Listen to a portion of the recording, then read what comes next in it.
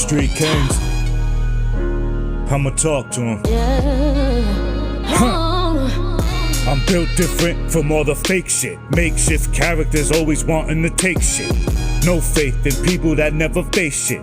They slither through life and sitting in the snake's pit. Been pissed off, I be wanting to break shit, but instead I turn it to power and then embrace it. G-Force militant, straight from the basics. On that bottle shit, I only speak in the basement. Huh. Peace and power. What's good, my people? Wings up. How y'all feeling today? Y'all alright? Word. Welcome back. This is today's reality rap. You know, everyone says that we've entered the age of Aquarius, but to me it seems like we've entered the age of accountability. A lot of people, mainly celebrities, that we've all looked up to as symbols of how we too can make it for ourselves, are being exposed for being fake-ass, talentless-ass agents.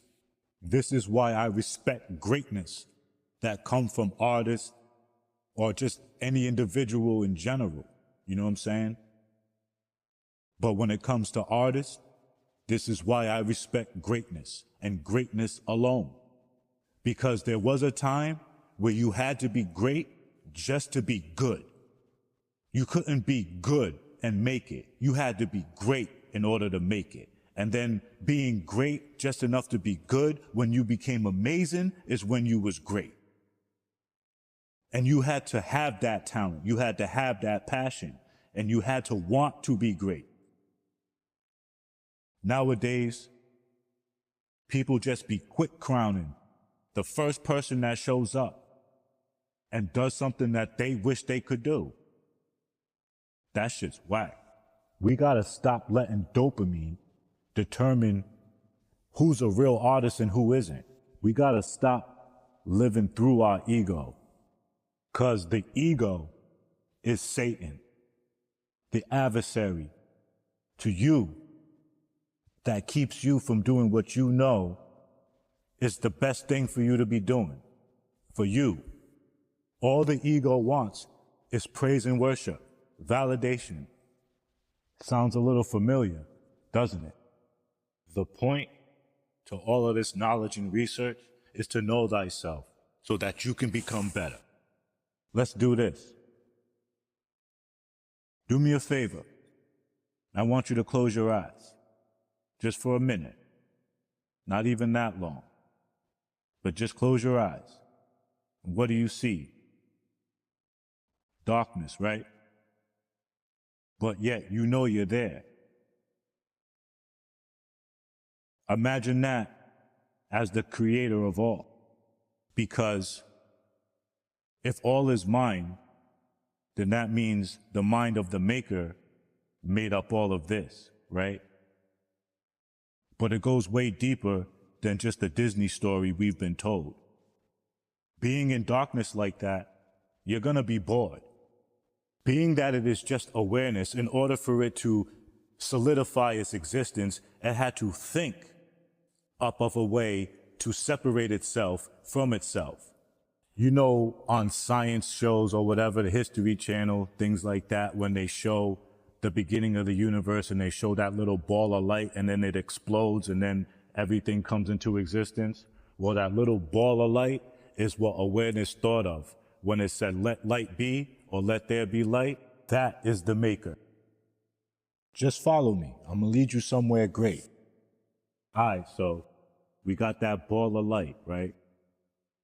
That ball of light is the maker personified. Don't forget that. Everything that makes the maker is in that ball of light, aside from its original awareness that thought of that ball of light to separate itself from itself to solidify its existence. All right, now, so what's next? What else can we think of that we can use to prove our existence? How about we separate this notion that we're having of the ability to think of ways of doing such? And let's call them logic and creativity.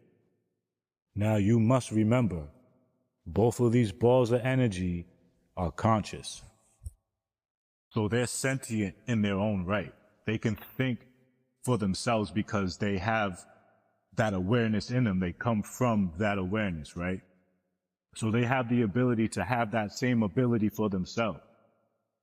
So creativity decided on its own, thinking that it was, able to create like awareness does, decided to create something on its own without logic. They're supposed to be one and the same. They're supposed to be a pair, right? But creativity decided to create on its own without the help of logic. It didn't think it needed logic in order for it to create, since it embodied creativity. And what came from that is ego. Now, from this point, you can clearly put the demiurge in the ego's place, Sophia in creativity's place, and awareness in logic's place. Now, I know it's hard to not anthropomorphize, meaning make human figures out of these concepts, because that's what we are. And in order for us to relate to something, we have to make it human.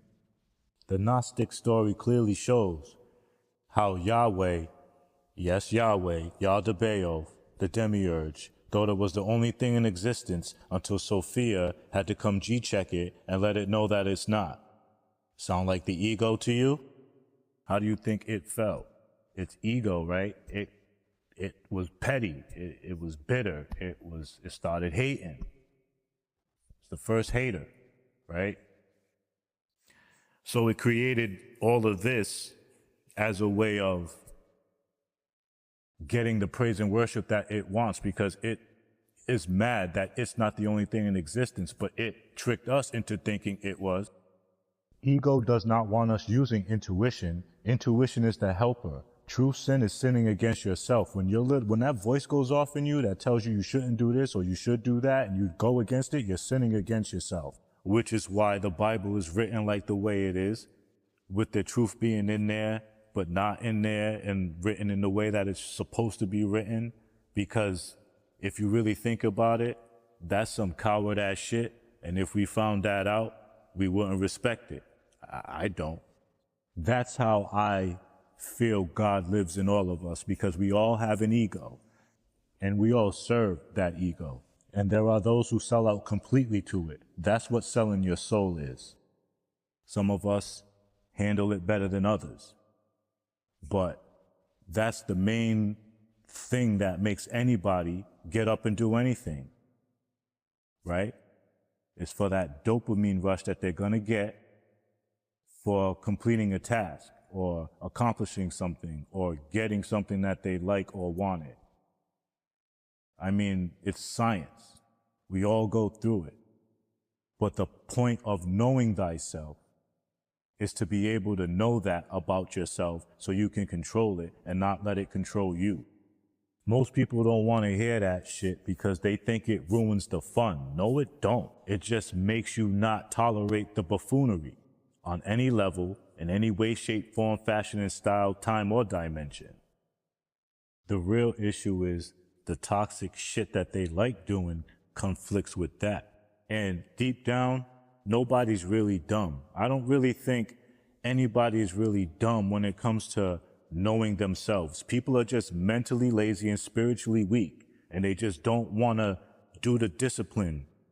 You know what I'm saying? They don't want to teach themselves discipline. They don't want to put themselves through the discipline. You don't need the next person or somebody else to tell you. These are things that are going to come up within you naturally if you're trying to be better. Having things like having your own house or whatever, having a car, paying bills, that doesn't make you grown.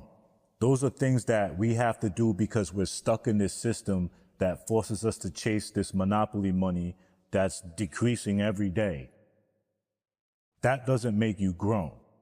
What makes you grown is how you carry yourself. Your principles, what you stand on, what you believe in. You know what I'm saying? Not just, oh, I do what I want. I don't give a fuck. Everything is just, I don't give a fuck. I don't care. I don't give a fuck. That's not grown. That's immature, selfish, spoiled, childlike mindset. You know what I'm saying? That's not even cool. A lot of people have that mindset and they just temper it, so it doesn't expose themselves. But most people have that mindset and don't want to come out of that because all they want to do is just appease that ego, selfishly indulge, dopamine rushes. That's their purpose in life. And I'm not saying everybody's got to have some super cryptic, super professional, everybody's got to be, nah, to each their own.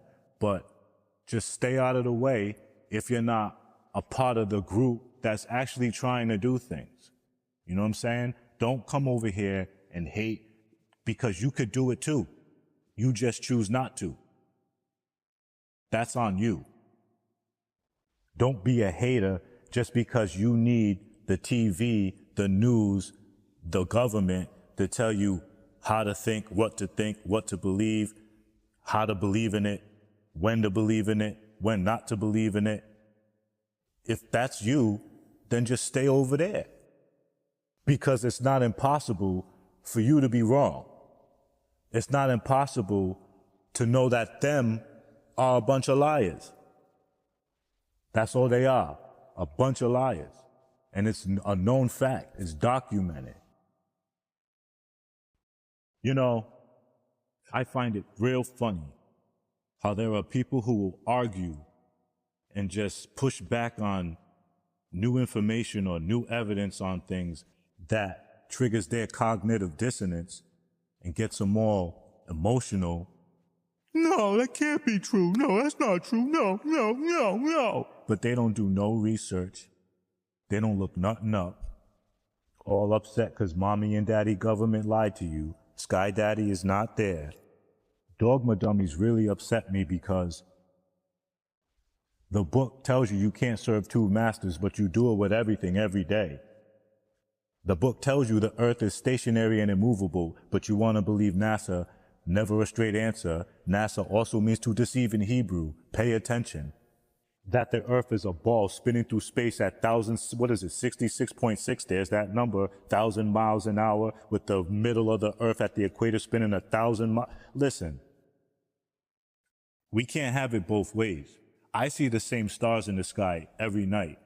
The Big Dipper shifts into the 4 quadrants for the 4 seasons every year.